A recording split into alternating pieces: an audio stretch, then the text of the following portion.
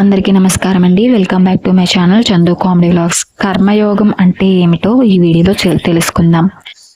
ఫలితంపై కోరిక లేకుండా పనిచేయడానికి నిష్కామ కర్మకు అంటే భగవద్గీతలో శ్రీకృష్ణుడు పెట్టిన పేరే కర్మయోగం. యోగం అంటే ఆసనాలు వేయడం, గాలి పీల్చుకోవడం అని సాధారణంగా మనం అనుకుంటాం. నిజానికి యోగం అంటే కలయిక. ఫలానా వాడికి రాజయోగం పట్టింది, లక్ష్మీ యోగం పట్టింది అంటూ ఉంటాం. లేని దాన్ని పొందడం, పొందిన దాన్ని రక్షించుకోవడమే యోగం అంటే. ఇక్కడ కర్మయోగం అంటే కర్మ అనే ఉపాయాన్ని పట్టుకొని మరొక దాన్ని సాధించడం. ఆ మరొకటి ఏమంటే అదే ఆత్మజ్ఞానం. నిష్కామ కర్మ వల్ల ఒక ప్రయోజనాన్నిపై వ్యాసాల్లో చూసాం. అదేమిటంటే కర్మ యొక్క ఫలితమైన పుణ్యం లాంటివి లేకుండడం, దాని పర్యవసానాలు లేకుండా చూడటం. మరొక ప్రయోజనం కూడా ఉంది. ఫలితం కోరుకోకుండా పనిచేసే వ్యక్తి మనసు క్రమక్రమంగా పవిత్రంగా మారుతుంది. దీన్నే చిత్తశుద్ధి అంటారు. ఎలాంటి లాభాపేక్ష లేకుండా మంచి పనులు చేస్తున్నప్పుడు మన మనసు ఎంత ప్రశాంతత, సంతృప్తి పొందుతుందో మనం సొంతంగా ప్రయత్నం చేసి చూడవచ్చు. కర్మ మన మనస్సును శుభ్రపరచడానికి ఒక సోప్ లాంటిదని చెబుతూ ఉంటారు. చిత్తశుద్ధి ఉన్న వ్యక్తియే ఆత్మజ్ఞానం గురించి ఆలోచన చేయగలడని ఉపనిషత్తుల సిద్ధాంతం. కర్మయోగం గురించి వివరిస్తూ శ్రీకృష్ణుడు ఏమన్నాడంటే, యోగ కర్మసు కౌశలం అని అంటాడు. కర్మయోగం అంటే పనులు చేయడంలో ఉండే నేర్పరితనం అని అర్థం. ఆ నేర్పరితనం ఏమిటి అంటే కర్మ చేస్తూ ఉండి కూడా దాని ఫలితం నుంచి తప్పించుకోవడం. దొంగతనం చేసి తప్పించుకున్నట్లు కాకుండా మంచి పని చేసి కూడా దాని ఫలితమైన పుణ్యాన్ని కోరకపోవడం ధర్మం. ఇది ఆశ్చర్యంగా కనిపించవచ్చు. కర్మయోగి కానివాడు సొంత అభ్యుదయం కోసం పనిచేస్తూ పుట్టుక మరణం అనే చక్రంలో తిరుగుతూ ఉంటాడు. ఇతనికి మోక్షం అనే ప్రస్తావనే లేదు. అలా కాకుండా కర్మయోగి లోకం మేలు కోసం ఈశ్వరార్పణ బుద్ధితో పనిచేస్తూ ఉంటాడు.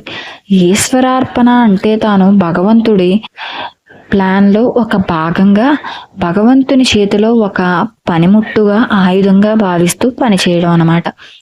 దీనివల్ల ప్రయోజనం చిత్తశుద్ధి ఉన్న మనస్సు పరిశుభ్రమైన అద్దం వంటిది. ఒక అద్దంలో ఏదైనా వస్తువు, దాని ప్రతిబింబం ఏర్పడాలంటే అద్దం అనేది శుభ్రంగా, శుద్ధిగా ఉండాలి. అలాగే ఆత్మజ్ఞానం అనే వెలుగును ప్రతిబింబించాలంటే మనస్సు అనే అద్దం శుభ్రంగా ఉండాలని వేదాంతం చెబుతోంది. పని చేయడమే దైవ పూజ. కృష్ణుడు చెప్పే మరొక సూత్రం ఏమిటో ఇప్పుడు చూద్దాం. ప్రతి మనిషికి వాడి స్వభావాన్ని బట్టి సమాజం కొన్ని కర్మల్ని విధిస్తుంది. ఆ పనులను చేయడమే దేవుడిని పూజించడం అని గీత చెబుతోంది. స్వకర్మణ తమభ్యశ్చ అంటాడు శ్రీకృష్ణుడు. మన వంతు పనిని శ్రద్ధగా చేస్తే సృష్టి తన నియమాల్ని, ప్రపంచ ధర్మాన్ని పాటించినట్లే. ఇదే ఆ సృష్టి చక్రానికి, ప్రపంచ ధర్మానికి కారణమైన శక్తిని పూజించడం అంటే. పూర్వకాలం నియమాల ప్రకారం కేవలం అధ్యయనం, అధ్యాపనం, యాగాలు చేయించడం, దానం స్వీకరించడం మొదలైనవి బ్రాహ్మణుడి ధర్మం. ప్రజల్ని రక్షించడం, ధర్మాన్ని రక్షించడం క్షత్రియుడి ధర్మం. ఇలాగే మిగతా వారికి కూడా భగవద్గీతలో అర్జునుడు తన ధర్మాన్ని వదిలి భిక్షాటనం చేసే బ్రాహ్మణ ధర్మాన్ని పాటిస్తానంటాడు. ఆ సమయంలో అతని ధర్మాన్ని గుర్తు చేయడమే శ్రీకృష్ణుడి పని. స్వధర్మాన్ని గురించి రాముడు కూడా చెబుతాడు. శ్రీరాముడు సీతతో పాటు అడవులకు వెళ్ళిన సమయంలో అడవుల్లో ఉన్న ఋషులు ఆయన్ను సమీపించడం, రాక్షస బాధను తొలగించమని ఆయన్ను కోరడం, ఆయన వాళ్ళ వెంబడి వెళ్ళడం, వీటన్నింటినీ చూసి సీతకు ఒక సందేహం వస్తుంది. అయ్యా, మనం మీ తండ్రి గారి మాట పాటించడానికి మాత్రమే అడవులకు వచ్చాం కదా. నీవు ఎప్పుడూ నీ శాస్త్రాలు పట్టుకునే ఉంటావు, రాక్షసులతో యుద్ధాలు చేస్తున్నావు. ఇవన్నీ ఎందుకు? ఎప్పుడూ ఆయుధాలు దగ్గర పెట్టుకోవడం వల్ల మనిషి బుద్ధి కూడా కలుషితమవుతుంది కదా అని అంటుంది. ఆయుధం చేతిలో ఉంటే అనవసరంగా అందరిపై దానిని ప్రయోగించే మనస్తత్వం వస్తుంది అంటూ ఒక కథ కూడా చెబుతుంది.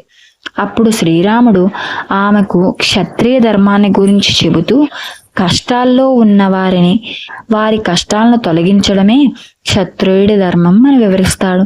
ఉపనిషత్తుల కర్మయోగాన్ని చెప్పిన నేపథ్యం చూస్తే ఆ కర్మలన్నీ వేదంలోనూ స్మృతుల్లోనూ చెప్పిన యజ్ఞాలు మొదలైనవన్నీ మనం గమనించవచ్చు. మరి మనం ఈనాడు యజ్ఞాలు చేయడం లేదు, కనీసం నిత్యం చేయవలసిన నిత్య పూజారాధనా పనులు కూడా మనం చేయడం లేదు కదా. ఆనాడు ఒక్కొక్క వర్గానికి విధించిన పనులు నేడు ఈరోజు లేవు. మరి కర్మయోగం మనకు ఎలా ఉపయోగిస్తుంది, అసలు అది ఎలా వర్తిస్తుంది?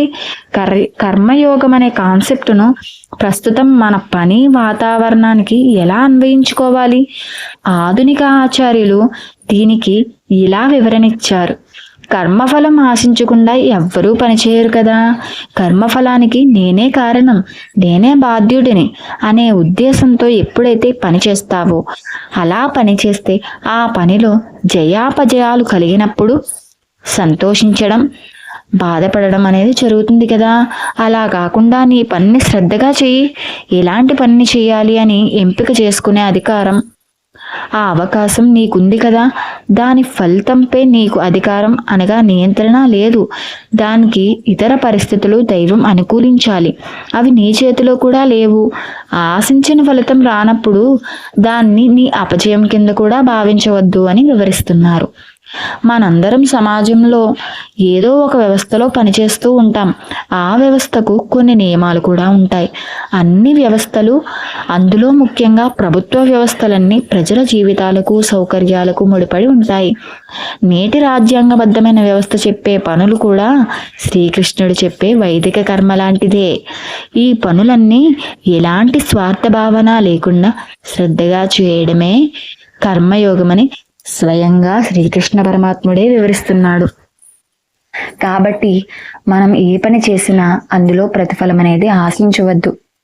మనం కష్టపడదాం, మనవంతు కష్టాన్ని మనం చేద్దాం, ఫలితం అనేది ఆ భగవంతుడే చూసుకుంటాడు.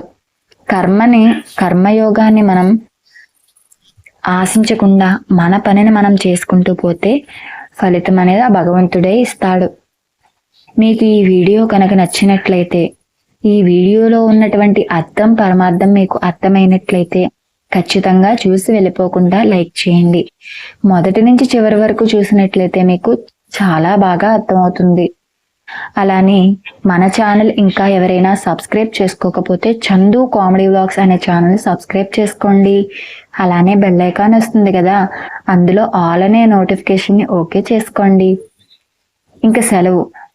Thanks for watching. నాకు ఇంతలా సపోర్ట్